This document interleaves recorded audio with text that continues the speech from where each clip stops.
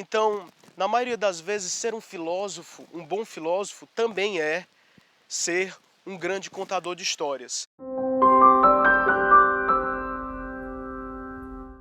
Hoje eu vou contar para vocês de onde descendem os filósofos. E se você for olhar na maior parte das civilizações e das culturas, sempre você vai ter os filósofos que estão mais afeitos à racionalidade e ao discurso racional. E eles geralmente vêm de um lugar muito específico. O pensamento deles não surge do nada. Como, por exemplo, você deve ouvir falar em alguns livros sobre o milagre grego. Entre outras explicações do tal milagre grego, quando começou a surgir o pensamento racional, concatenato no discurso lógico, ele não surge do nada.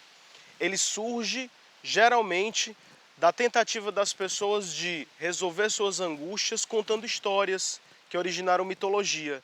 Se elas são baseadas em fatos mesmo, em histórias verídicas ou não, isso não é o que a gente queria entrar agora. O que eu queria mostrar para vocês é que temas filosóficos descendem particularmente de temas mitológicos. Aí eu vou dar um exemplo para você não viajar muito. Por exemplo, um dos primeiros filósofos que a gente vai falar é Platão. Quando a gente estiver falando sobre Platão, a gente vai entrar um pouco dentro da teoria da verdade dele. Mas só para te adiantar um pouco, na teoria de verdade de Platão, ele fala que o indivíduo ele tem acesso à verdade porque ele se lembra de um mundo onde a verdade existia e do qual ele descende.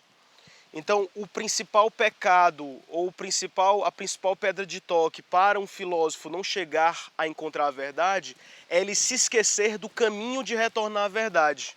Então, Platão ele desenvolve todo um discurso sobre sua teoria da verdade, do conhecimento, baseado em um mundo do qual nós viemos, para o qual nós temos que retornar, e que constantemente esse mundo do sensível, onde estão os nossos sentidos, ele peleja para nos fazer esquecer do caminho de volta, da nossa verdadeira pátria.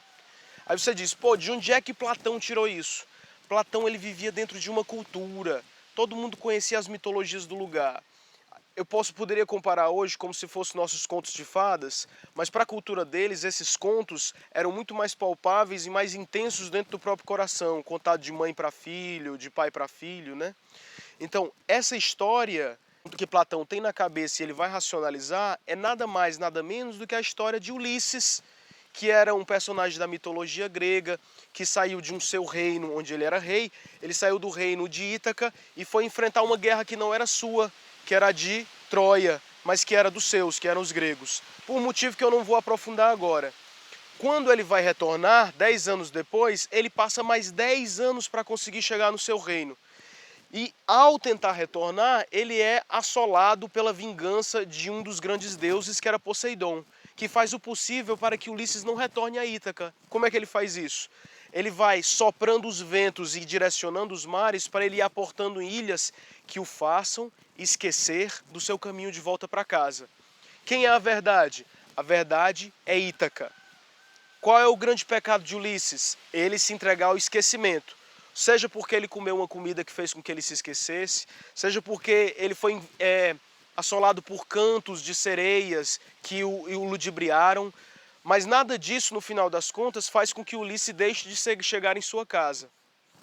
A tentação dos sentidos, quer dizer, a gula, até mesmo a tentação do sexo pela qual ele foi tentado e atraído, que foi por uma deusa chamada Calipso, tudo isso tinha um só objetivo: fazer com que Ulisses esquecesse qual era o seu verdadeiro propósito, que não era nada mais, nada menos do que voltar para Ítaca e ficar no seu lugar verdadeiro do universo. Então perceba, na cultura de Platão, ir até a verdade é voltar para a sua casa.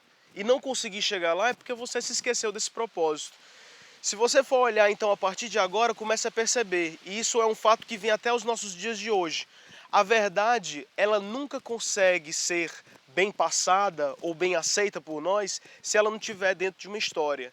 Então, na maioria das vezes, ser um filósofo, um bom filósofo, também é ser um grande contador de histórias. A gente vai dar vários exemplos disso durante os vídeos e durante todas as escolas que a gente for falar, de como essa mitologia origina a filosofia e como a filosofia não é nada mais nada menos do que um discurso que racionaliza um grande trovador.